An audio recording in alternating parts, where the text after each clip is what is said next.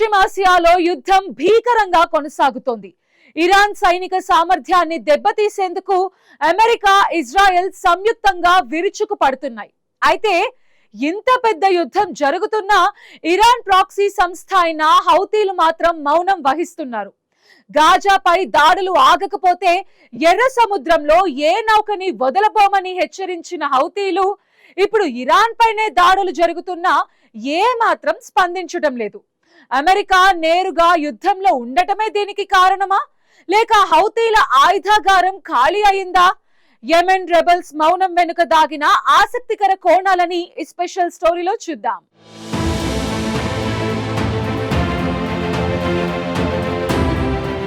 పశ్చిమాసియాలో కొనసాగుతున్న యుద్ధం రోజురోజుకు కొత్త మలుపులు తిరుగుతోంది. అమెరికా, ఇజ్రాయెల్ కలిసి ఇరాన్పై భారీ స్థాయిలో దాడులు కొనసాగిస్తుండగా ఈ సంఘర్షణలో కీలక పాత్ర పోషించే యెమెన్కు చెందిన హౌతీ తిరుగుబాటుదారులు మాత్రం ఇప్పటి వరకు పెద్దగా స్పందించకపోవడం అంతర్జాతీయ వర్గాలను ఆశ్చర్యానికి గురిచేస్తోంది. గాజా యుద్ధం ప్రారంభమైనప్పటి నుంచి ఇజ్రాయెల్కు వ్యతిరేకంగా అత్యంత దూకుడుగా వ్యవహరించిన శక్తుల్లో హౌతీలు కూడా ఒకరు. ఎర్ర సముద్రం మీదుగా వెళ్లే అంతర్జాతీయ వాణిజ్య నౌకలను లక్ష్యంగా చేసుకుంటామని పలుమార్లు హెచ్చరించారు. నిజంగానే అనేక నౌకలపై క్షిపణులు, డ్రోన్లతో దాడులు చేశారు. అంతేకాదు ఇజ్రాయెల్ నగరాలపై కూడా క్షిపణులను ప్రయోగిస్తూ తమ ఉనికిని చాటుకున్నారు. అలాంటి హౌతీలు ఇప్పుడు మౌనంగా ఉండిపోవడం వెనుక అసలు కారణమేంటి అనే ప్రశ్న ప్రపంచవ్యాప్తంగా చర్చనీయాంశమవుతోంది. Iran supreme leader Ayatollah Ali Khamenei హత్య అనంతరం పరిస్థితి మరింత ఉద్రిక్తంగా మారిన సమయంలో హౌతీలు పెద్దగా స్పందించలేదు. ఖమేనీ హత్యకు ప్రతీకారం తీర్చుకుంటామని, ఎర్ర సముద్రం మీదుగా వెళ్లే పాశ్చాత్య దేశాల నౌకలను అడ్డుకుంటామని గతంలో ఘోషించిన హౌతీ నాయకత్వం ఇప్పుడు నిశ్శబ్దంగా ఉండిపోవడం అనేక అనుమానాలకు తావిస్తోంది. హౌతీలు ప్రస్తుతం వ్యూహాత్మకంగా మౌనం పాటిస్తున్నట్లు కనిపిస్తోందని, యుద్ధం మరింత విస్తరించే పరిస్థితి ఉంటే అప్పుడే రంగంలోకి దిగాలనే ఆలోచనతో వారు వేచి చూస్తున్నారని విశ్లేషకులు అభిప్రాయపడుతున్నారు.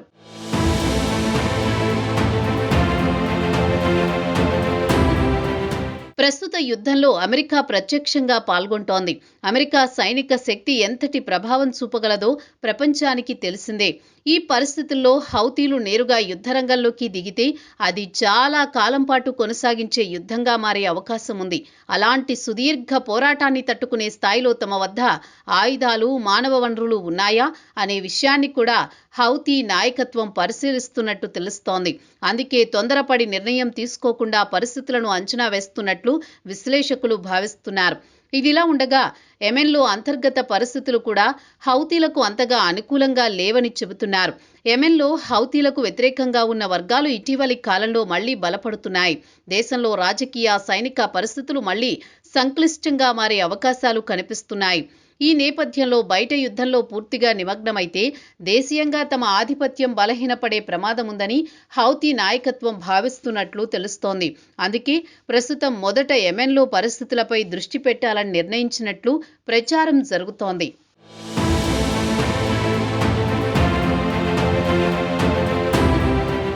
హౌతీలకు ఆయుధాలు సరఫరా సమస్య మరో పెద్ద సవాలుగా మారింది. ఇప్పటి వరకు హౌతీలకు ప్రధానంగా ఆయుధాలను ఇరాన్ అందించింది. డ్రోన్లు, క్షిపణులు, సాంకేతిక సహాయం వంటి అంశాల్లో ఇరాన్ కీలక పాత్ర పోషించింది. అయితే ఇప్పుడు ఇరాన్ స్వయంగా అమెరికా, ఇజ్రాయెళ్లతో నేరుగా యుద్ధం చేస్తోంది. భారీ స్థాయిలో క్షిపణులు, డ్రోన్లు వినియోగిస్తూ తమ సైనిక సామర్థ్యాన్ని పూర్తిగా వినియోగిస్తోంది. దీంతో హౌతీలకు ఇంతకు ముందులాగా ఆయుధాలు సరఫరా జరగడం కష్టమవుతోంది. ఈ పరిస్థితి కూడా హౌతీలను తాత్కాలికంగా వెనక్కి తగ్గేలా చేస్తున్న అంశాల్లో ఒకటిగా విశ్లేషకులు చెబుతున్నారు. ఇక హౌతీ సంస్థలు అంతర్గతంగా కూడా యుద్ధ వ్యూహంపై భిన్న అభిప్రాయాలున్నట్లు తెలుస్తోంది. కొంతమంది కఠినవాదులు వెంటనే యుద్ధంలోకి దిగి ఇజ్రాయెల్, అమెరికాపై దాడులు చేయాలని కోరుతున్నారు. అయితే మితవాద వర్గాలు మాత్రం జాగ్రత్తగా వ్యవహరించాలని సూచిస్తున్నారు. తమ వద్ద ఉన్న ఆయుధాలు, సైనిక బలం పరిమితంగానే ఉందని, వాటిని ఒకేసారి వినియోగించి బలహీన పడకూడదని వారు భావిస్తున్నట్లు తెలుస్తోంది. అందుకే సరైన సమయం వచ్చే వరకు వేచి ఉండాలని మితవాద వర్గాలు నాయకత్వాన్ని ఒప్పిస్తున్నట్లు విశ్లేషకులు చెబుతున్నారు.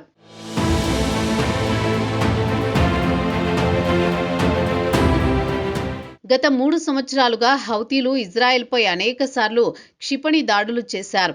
ఎర్ర సముద్ర మార్గంలో వెళ్లే వాణిజ్య నౌకలను లక్ష్యంగా చేసుకోవడంతో అంతర్జాతీయ వాణిజ్య రవాణాపై కూడా ప్రభావం పడింది. దీనికి ప్రతిగా ఇజ్రాయెల్ యెమెన్లోని పలు ఓడరేవులను లక్ష్యంగా చేసుకుని దాడులు చేసింది. ముఖ్యంగా హుదైదా వంటి కీలక పోర్టులను తీవ్రంగా దెబ్బతీసింది. ఈ దాడుల కారణంగా యెమెన్లో చమురు సరఫరా తీవ్రంగా తగ్గిపోయింది. అంతేకాదు దేశ ఆర్థిక వ్యవస్థ కూడా బలహీనపడింది.